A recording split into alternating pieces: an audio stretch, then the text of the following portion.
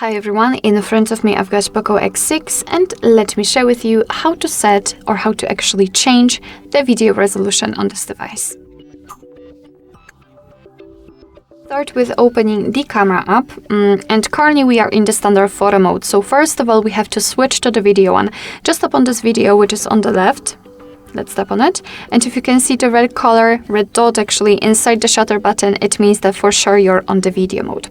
At the top we can see our current resolution and frames per second which we've got set. So we've got 1080p and 30 frames per second. Let me tap on it quickly, and as you can see, fortunately we did not have to really enter the settings because we can change it right here. So just after tapping on this section you can change it to 4K, to 720p, and again 1080p.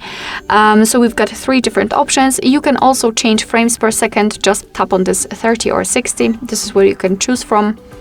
But if you're not the biggest fan of changing it right here, you can unroll the top bar or the options, and you can see that here we've got the resolution and the frame rate, which is the same just like here.